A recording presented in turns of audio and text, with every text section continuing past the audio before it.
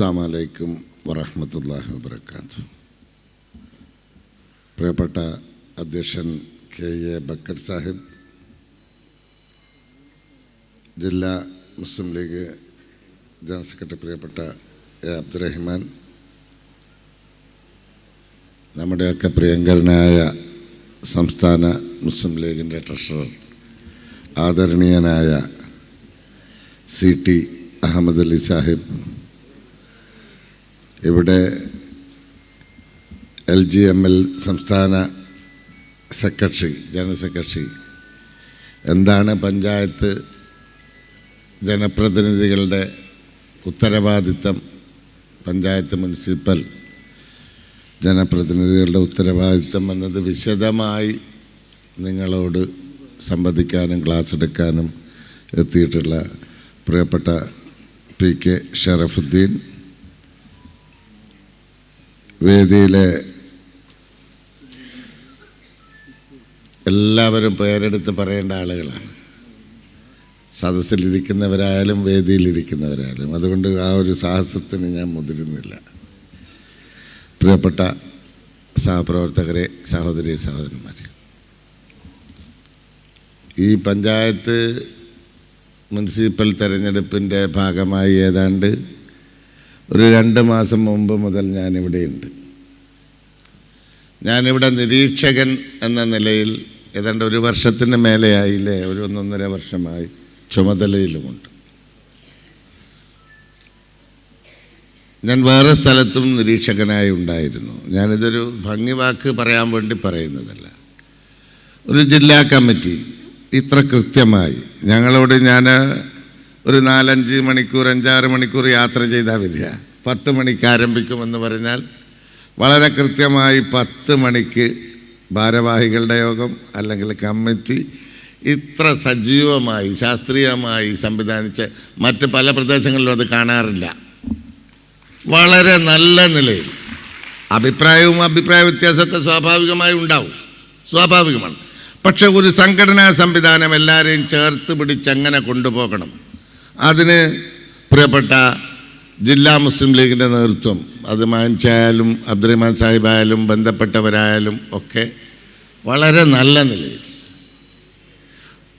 ഒരു എന്താ പറയുക, റോൾ മോഡലായാണ് ഈ ജില്ലയുടെ പ്രവർത്തനം ഞാൻ കാണുന്നത്. അത്ര സജീവമായിരുന്നു. അത് മാത്രവുമല്ല, മണ്ഡലം കമ്മിറ്റികളായാലും ഞാനിപ്പോൾ ഓർക്കുന്നത്, ഖായിദെ മില്ലത്ത് ഫണ്ട് നമ്മുടെ ആഫീസുമായി ബന്ധപ്പെട്ടുകൊണ്ട് ഡൽഹിയിലെ അതിൻ്റെ നിർമ്മാണ പ്രവർത്തനത്തിന് ആവശ്യമായ ഫണ്ട് പിരിവ്,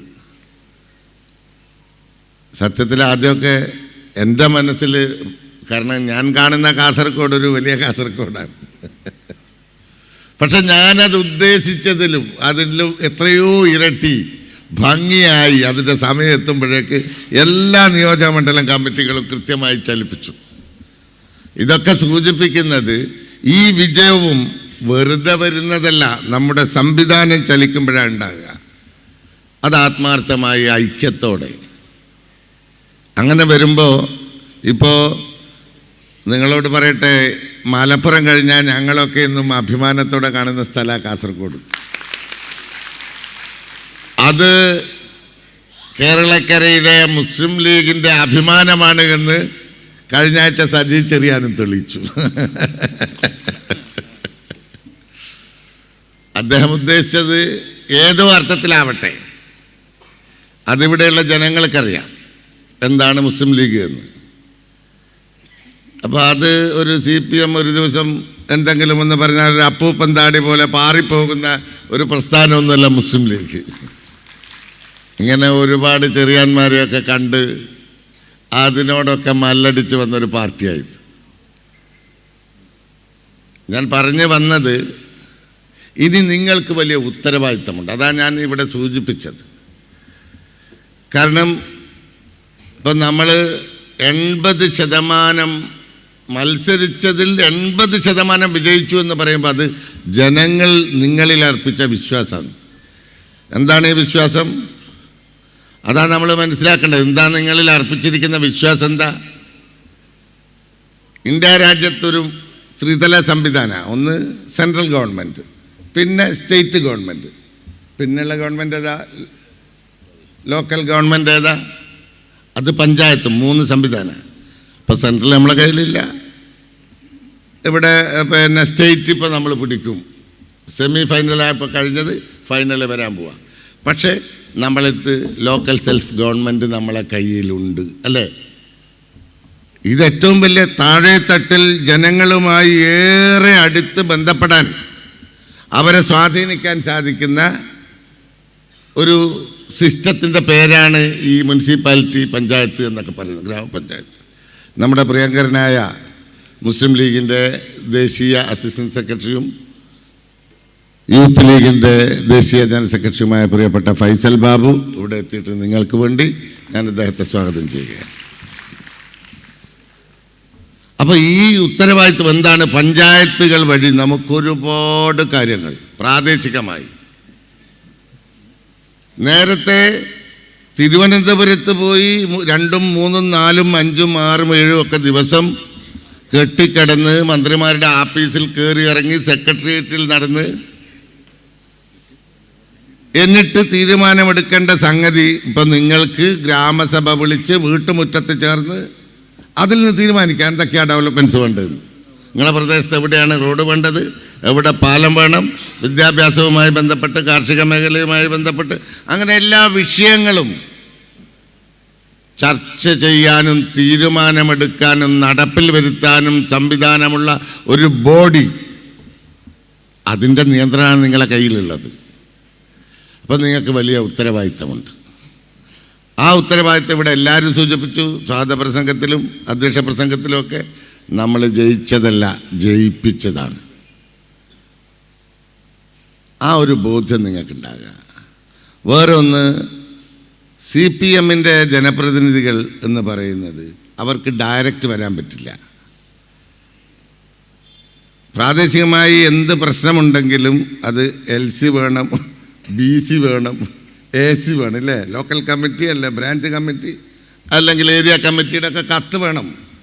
അതേത് വിഷയമായാലും.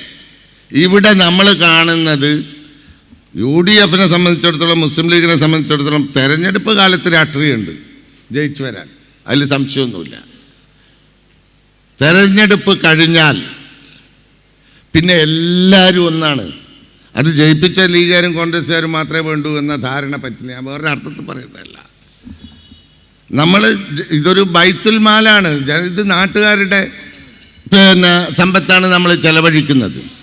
നികുതി പണമായാലും എല്ലാം അതെല്ലാവർക്കും നീതി ലഭ്യമാകുന്ന രൂപത്തിലുള്ള പ്രവർത്തനം നിങ്ങളുടെ ഭാഗത്തുനിന്നുണ്ടാവണം. അല്ലെങ്കിൽ ഇടതുപക്ഷത്തെപ്പോൾ CPM-നെ പോലെ സ്വാർത്ഥ താല്പര്യങ്ങൾ മാത്രമാകും. നമ്മളോട് ജനങ്ങൾ കാണിക്കുന്ന വിശ്വാസവും അതാണ്. ഇപ്പോൾ നിങ്ങൾ കാണേണ്ടത് വയനാട്ടിൽ വലിയ ദുരന്തമുണ്ടായി. നമ്മളിപ്പോൾ 100 വീടെടുത്ത് കൊടുക്കുകയാണ്, അതിൻ്റെ പണി ഏതാണ്ട് പൂർത്തീകരിച്ച് വരികയാണ്. അതിലെല്ലാ ആളുകളും ലക്ഷക്കണക്കിന് രൂപ തന്നിട്ടുണ്ട്. ജാതിയും മതവും രാഷ്ട്രീയവും നോക്കാതെ മുസ്ലിം ലീഗിൻ്റെ ഫണ്ടിലേക്ക് സംഭാവന തന്നിട്ടുണ്ട്. എന്താ കാരണം? വിശ്വാസമാണ്. ആ വിശ്വാസം മുസ്ലിം ലീഗ് പ്രസംഗിച്ചുണ്ടാക്കിയതല്ല, പ്രവർത്തിച്ചുണ്ടാക്കിയതാണ്. അപ്പോൾ അതിന് നേതൃത്വം കൊടുക്കുന്ന ആളുകൾ നിങ്ങൾക്ക് വലിയ ഉത്തരവാദിത്തമുണ്ട് എന്ന് മാത്രമാണ് ഈ അവസരത്തിൽ സൂചിപ്പിക്കാനുള്ളത്. ഞാൻ ദീർഘമായി രാഷ്ട്രീയമൊന്നും പറയുന്നില്ല.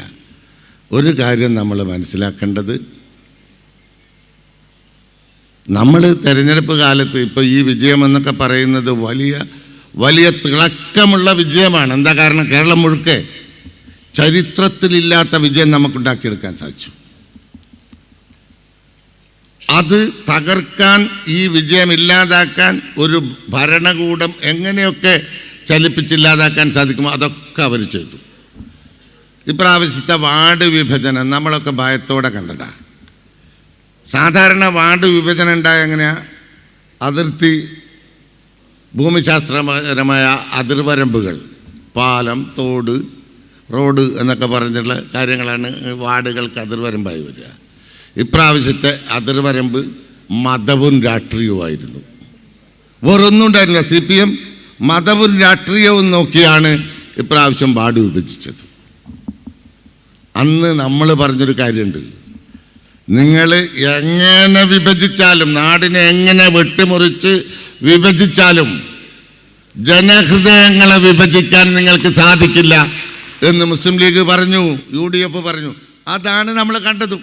ചരിത്രത്തിൽ തുല്യതയില്ലാത്ത വിജയം. എല്ലാ വർഗീയതയും. ഇപ്പം നമ്മളൊക്കെ അത്ഭുതപ്പെട്ടു പോകുന്നത് CPMൻ്റെ ഈ വർഗീയ മുഖമാണ്. നിങ്ങൾക്ക് എത്രമാത്രം പരിചയമുണ്ടാകും എന്ന് എനിക്കറിയില്ല. പക്ഷേ ഞാൻ വരുന്ന നാട്ടിൽ CPMൻ്റെ വർഗീയ മുഖം കണ്ടുകൊണ്ടാണ് ഞങ്ങൾ വളർന്നത്. CPM എക്കാലത്തും BJPയെക്കാളും RSSയെക്കാളും മോശമായ രൂപത്തിൽ വർഗീയ വിഭജനമുണ്ടാക്കി, കലാപമുണ്ടാക്കി, കുഴപ്പമുണ്ടാക്കി ഭിന്നിപ്പിക്കുന്ന ഒരു പാർട്ടി എന്ന നിലയിൽ ഞങ്ങൾക്കൊരുപാട് അനുഭവമുണ്ട്. ഇപ്പോൾ വടകര നിങ്ങൾക്കറിയാം, ഷാഫി വന്നു. ഷാഫി വന്നപ്പോൾ നിങ്ങൾ കാണേണ്ടത്, വടകരയിൽ മുല്ലപ്പള്ളി രാമചന്ദ്രനാണ് 20 വർഷം മുമ്പ് ആദ്യമായി UDF പിടിക്കുന്ന 1,37,000, 1,40,000, 1,50,000 വോട്ടിനാണ് വടകര പാർലമെൻറ്റിൽ ഞങ്ങൾ തോക്കാറ്. സ്ഥിരമായി ആ മണ്ഡലം ഉണ്ടായ കാലം മുതൽ ഞങ്ങൾ തോക്കാറ്. അങ്ങനെയാണ്. മുല്ലപ്പള്ളി വന്നു. മുല്ലപ്പള്ളി AICCയുടെ നേതാവായി, ജനറൽ സെക്രട്ടറിയായി, പലതവണ കോൺഗ്രസിൻ്റെ MP ആയി, ത്രിവർണ്ണ പതാകയുമേന്തി കൈപ്പത്തി ചിഹ്നത്തിൽ വന്നു, മത്സരിച്ചു, പത്രമൊക്കെ എഴുതി.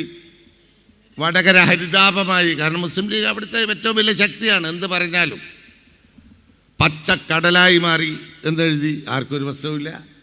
തെരഞ്ഞെടുപ്പിൽ മുല്ലപ്പള്ളി നല്ല ഭൂരിപക്ഷത്തിന് ജയിച്ചു. കഴിഞ്ഞ് മുരളീധരൻ വന്നു.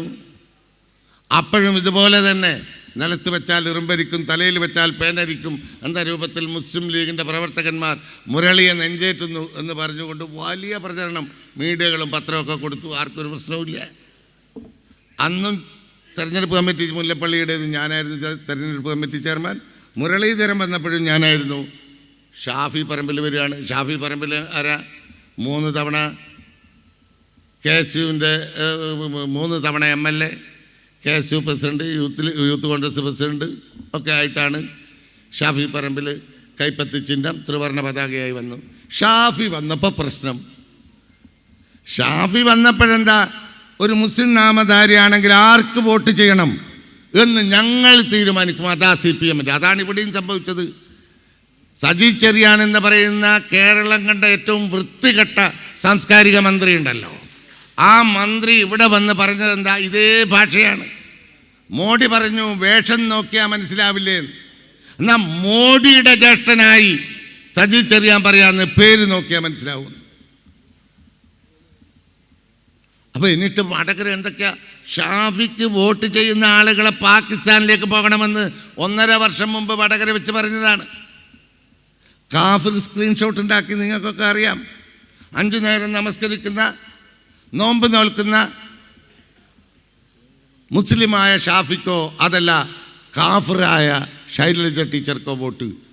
എന്നിട്ട് ഈ ശൈലജ ടീച്ചറും അവിടെ ഇതുണ്ടാക്കിയ CPMൻ്റെ ജില്ലാ സെക്രട്ടറിയും സെക്രട്ടറിയുടെ ഭാര്യ മുഖ്യ പഴയ MLA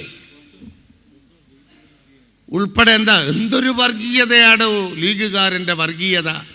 ഇത് ലീഗ് ഉണ്ടാക്കിയതാണ്. കാരണം അവർ നിസ്കരിക്കുന്ന, നോമ്പ് നോക്കുന്ന ആളുകൾക്ക് മാത്രമേ വോട്ട് ചെയ്യുള്ളൂ. ഇവർ വർഗീയവാദികളാണ്. എന്നിട്ട് അതിനെതിരെയുള്ള പ്രചരണം കൊഴുപ്പിച്ചു. ഇവർ എന്തൊക്കെ ബഹളം ഉണ്ടാക്കി. അവസാനം എന്താ ഉണ്ടായത് നിങ്ങൾ കണ്ടില്ലേ? തെരഞ്ഞെടുപ്പൊക്കെ കഴിഞ്ഞു, ഞങ്ങൾ കോടതിയിൽ പോയി. കോടതി പോലീസിൻ്റെ ചെവിക്ക് പിടിച്ചു. അപ്പോഴാണ് കാര്യങ്ങൾ ബോധ്യമാവുന്നത്. ഇത് CPMൻ്റെ ഉത്തരവാദപ്പെട്ട നേതാക്കന്മാരാണ് ഈ സ്ക്രീൻഷോട്ട് ഉണ്ടാക്കിയത്. അപ്പോൾ വർഗീയം, തരാതരം വർഗീയം കളിക്കുന്നവരായവർ. നമ്മുടെ കോടിയേരി ബാലകൃഷ്ണൻ കഴിഞ്ഞ തെരഞ്ഞെടുപ്പിൽ, അതിൻ്റെ മുമ്പിലത്തെ തെരഞ്ഞെടുപ്പിൽ എന്താ പറഞ്ഞത്? കുഞ്ഞുമാണി കുഞ്ഞാലിക്കുട്ടി ഭരണ വരാൻ പോകുന്നത്. അതിൻ്റെ അർത്ഥം എന്താ? ക്രിസ്ത്യൻ മുസ്ലിം ഭരണം. കുഞ്ഞുഞ്ഞു ക്രിസ്ത്യാനി, കുഞ്ഞുമാണി ക്രിസ്ത്യാനി, കുഞ്ഞാലിക്കുട്ടി മുസ്ലിം. കഴിഞ്ഞ തെരഞ്ഞെടുപ്പിൽ കോടിയേരി ബാലകൃഷ്ണൻ എന്താ പറഞ്ഞത്? ഹസൻ അമീർ കുഞ്ഞാലിക്കുട്ടി ഭരണം. അതിൻ്റെ അർത്ഥം എന്താ? ഇത് മുസ്ലിം ഭരണം വരാൻ പോവാന്ന്. ഇപ്പോഴെന്താ പറയുന്നത്? ജമാഅത്തെ ഇസ്ലാമി ആഭ്യന്തരമന്ത്രിയാവും. അതിൻ്റെ അർത്ഥം എന്താ? നമ്മൾ പറയാം ജമാഅത്തെ ഇസ്ലാമിക്ക്, ഞങ്ങൾ സാധാരണ പറയും ഇമാം മാമുമായി നിസ്കരിക്കാനുള്ള ഒരു സ്ഥലത്തും അവർക്ക് അതിനുള്ള മൂന്നാൾ വേണ്ട. ഇത് ഇമാം മാമുമായി നിസ്കരിക്കണമെങ്കിൽ അതിനുള്ള ആൾ പ്രാദേശികമായി എവിടെയില്ല. ഇന്നല്ല, ഇതുണ്ടായ കാലം മുതൽ നമ്മൾ കാണുന്നത്. അതിനൊരു വളർച്ച എവിടെയും. ഞാൻ അവരെ തള്ളിപ്പറയാനോ അല്ല പരിഹസിക്കാനോ പറയുന്നില്ല, എല്ലാവർക്കും അറിയാം. എന്നാൽ ആ ജമാഅത്തെ ഇസ്ലാമി കേരളം ഭരിക്കും എന്ന് പറയുന്നത് എങ്ങനെയാണ്? അതാരെ ഉദ്ദേശിച്ചാ? മുസ്ലിം കമ്മ്യൂണിറ്റിയെ ഉദ്ദേശിച്ചാ? ഇത് മനസ്സിലാക്കാനുള്ള വിവേകവും ബുദ്ധിയും ഒന്നും നമുക്കില്ല എന്നാണ് ധാരണ. അപ്പം ഇതിനെയൊക്കെ ചെറുത്ത് തോൽപ്പിച്ചുകൊണ്ട് നമ്മൾ പറയുന്നത് ഇവിടുത്തെ ഹിന്ദുവും മുസൽമാനും ക്രിസ്ത്യാനിയും ഒക്കെ ഒരുമ്മ പെറ്റ മക്കളെ പോലെ ജീവിക്കുന്ന സാഹചര്യം നമ്മുടെ കേരളക്കരയിൽ ഉണ്ടാകണം. അതിനു വേണ്ടിയാണ് മുസ്ലിം ലീഗിൻ്റെ നിലപാടതാണ്. വർഗീയമായ ഒരു ചേരിതിരിവിനും പണക്കാട് തങ്ങൾ പറഞ്ഞല്ലോ, മഹാനായ സയ്യിദ് മുഹമ്മദ് അലി ശിഹാബ് തങ്ങൾ ബാബരി മസ്ജിദ് തകർന്നു വീണപ്പോൾ മുസ്ലിം ലീഗിന് തീവ്രത പോരാ എന്ന് പറഞ്ഞുകൊണ്ട് പാർട്ടി വിട്ടുപോകുന്ന ആളുകളുണ്ടായി. നമ്മുടെ പ്രിയങ്കരനായ പ്രസിഡന്റ് വരെ, ദേശീയ പ്രസിഡന്റ് വരെ പാർട്ടി വിട്ടുപോകുന്ന സാഹചര്യം വരെ ഉണ്ടായിട്ടുണ്ട്. അന്ന് തങ്ങൾ പറഞ്ഞൊരു വർത്താനമുണ്ട്, അവസാനത്തെ പഞ്ചായത്ത് മെമ്പർ തോറ്റുപോയാലും വർഗീയവുമായി യാതൊരു തരത്തിലും സമരസപ്പെട്ടു പോകാൻ ഇന്ത്യൻ യൂണിയൻ മുസ്ലിം ലീഗ് ഒരിക്കലും അതിന് കൂട്ടുനിൽക്കില്ല. അതാണ് നമ്മളെ പ്രഖ്യാപിത നിലപാട്. അപ്പോൾ നമുക്ക് ഒരുമിച്ച് ഇനി അങ്ങോട്ട് നിങ്ങൾ കാണേണ്ടത്, ഇവിടെ ഒരൊറ്റ കാര്യം മാത്രം സൂചിപ്പിച്ച് ഞാനിത് അവസാനിപ്പിക്കുകയാണ്. SIR അതെന്തൊക്കെ ചെയ്തു എന്ന് എനിക്കറിയില്ല. നിങ്ങളത് ജില്ലാ കമ്മിറ്റി വളരെ ആക്റ്റീവാണ്, അത് സജീവമാണ് എന്ന് മനസ്സിലാക്കുന്നു. SIR വളരെ ഗൗരവമുള്ളതാണ്. ഈ 14-ാം തീയതി വരെ അതിന് സമയമുണ്ട് എന്നാണ് ഇപ്പോൾ മനസ്സിലാക്കുന്നത്. എന്താ SIR? സാധാരണ എൻ്റെയൊക്കെ നാട്ടിൽ നമ്മൾ വോട്ട് ചേർക്കാൻ ചെന്നാൽ ഉണ്ടാകുന്നൊരവസ്ഥ, പുതിയ വോട്ടായാലും അല്ലെങ്കിൽ നേരത്തെ വോട്ടർ പട്ടികയിൽ ഇല്ലെങ്കിൽ ചേർക്കണമെങ്കിലും ഫോട്ടോ കിട്ടാൻ ബുദ്ധിമുട്ട്, 4 തവണ പോയാലും തരില്ല. ഇനി സർട്ടിഫിക്കറ്റ് തരാം, അതിനും സാധ്യമല്ല. എന്തൊക്കെ ബുദ്ധിമുട്ടാണ്, 3-4 തവണ. എന്താ ഇത് കാരണം? ഇത് പാറക്കൽ അബ്ദുള്ളക്ക് MLA ആണ്, വേറെ ആർക്കെങ്കിലും പഞ്ചായത്തിലും മെമ്പറാകണം, പ്രസിഡൻ്റാകണം, അതിന് വേണ്ടിയാണ് ഈ വോട്ട് എന്നുള്ളത് ആ ധാരണ. അതുകൊണ്ടാണ്. എന്നാൽ നിങ്ങൾ മനസ്സിലാക്കേണ്ടത് എന്താണെന്നറിയോ? ഇപ്പോൾ SIR എന്ന് പറയുന്നത് പൗരത്വവുമായി ബന്ധപ്പെട്ടതാണ്. ഒരു സംശയവും നിങ്ങൾക്ക് വേണ്ട. നാളെ രാവിലെ ഈ വോട്ടർ പട്ടികയിൽ പേരില്ലെങ്കിൽ നിങ്ങളൊക്കെ എവിടെയെങ്കിലും കൊണ്ടുപോകുന്നല്ല ഈ പറയുന്നത്. എന്താ, ഈ വോട്ടർ പട്ടികയിൽ പേരില്ലാതെ വരുന്ന ഒരു സമൂഹത്തെ അവർ കൈകാര്യം ചെയ്യാൻ ഉദ്ദേശിക്കുന്ന ഏതാ രൂപം എന്നറിയാം നിങ്ങൾക്ക്? ഇപ്പോൾ ഇന്ത്യ രാജ്യത്ത് ലോകത്താർക്കും വന്നിട്ടുണ്ടാകും പൗരത്വം എടുക്കാം, ആർക്കും, ഏത് നാട്ടിൽ നിന്നും. എന്നാൽ ഒരു കൂട്ടർക്ക് മാത്രം പാടില്ല. അതാരാ? മുസ്ലിങ്ങളാണ്. നമ്മൾ ഈ SIR ഒഴിവായാൽ പൗരത്വം ഉണ്ടാവില്ല. പൗരത്വം ഇല്ലെങ്കിൽ ആധാർ കിട്ടൂല. ആധാറുമായി ബന്ധപ്പെട്ടുകൊണ്ട് ഇവിടെ ഒരു പൗരൻ നമുക്കൊരു 5 സെൻറ്റ് സ്ഥലം വാങ്ങാൻ പറ്റില്ല, മക്കളെ സ്കൂളിൽ ചേർക്കാൻ പറ്റില്ല, ഒരു വീടെടുക്കാൻ പറ്റില്ല. അങ്ങനെ ഒരു പാർശ്വവൽക്കരിക്കപ്പെട്ട സമൂഹമായി അവസാനം നമ്മുടെ മക്കളും മക്കളും ഒക്കെ വഴിയോരങ്ങളിൽ തെരുവ് കച്ചവടക്കാർ, കുടില് കെട്ടി ജീവിക്കുന്ന, ചെരുപ്പ് തുന്നുന്ന, കുട നന്നാക്കുന്ന ആളുകളായി മാറും. സംശയം നിങ്ങൾക്ക് വേണ്ട. 2ാം തരം പൗരന്മാരായി. ഇത് വളരെ ഗൗരവത്തോടെ SIRുമായി ബന്ധപ്പെട്ടുകൊണ്ടുള്ള കാര്യത്തെ നിങ്ങൾ കാണണം. ഇതൊരു തമാശയല്ല. അതുകൊണ്ട് നിങ്ങൾ ഓരോരുത്തരും നിങ്ങളുടെ വീട്ടിൽ, നിങ്ങളുടെ കുടുംബത്തിൽ നിങ്ങളുടെ വോട്ടർ പട്ടികയിൽ ചേർത്തിട്ടുണ്ട് എന്ന് ഉറപ്പ് വരുത്തണം. നമ്മളൊക്കെ എന്താണെന്ന് പറഞ്ഞാൽ അവസാനമാണ്. നമ്മളെല്ലാ സ്ഥലത്തും ഈ ആവേശം കയറി വരിക ലാസ്റ്റാണ്. ഇപ്പോൾ തിരഞ്ഞെടുപ്പ് കാലത്തൊക്കെ ഭയങ്കര ആവേശം ഉണ്ടാവും. ആവേശം ഒരാഴ്ച മുമ്പ് തിരഞ്ഞെടുപ്പ് കാലത്ത് ഉണ്ടായതുകൊണ്ട് കാര്യമില്ല. എന്താ കാര്യം?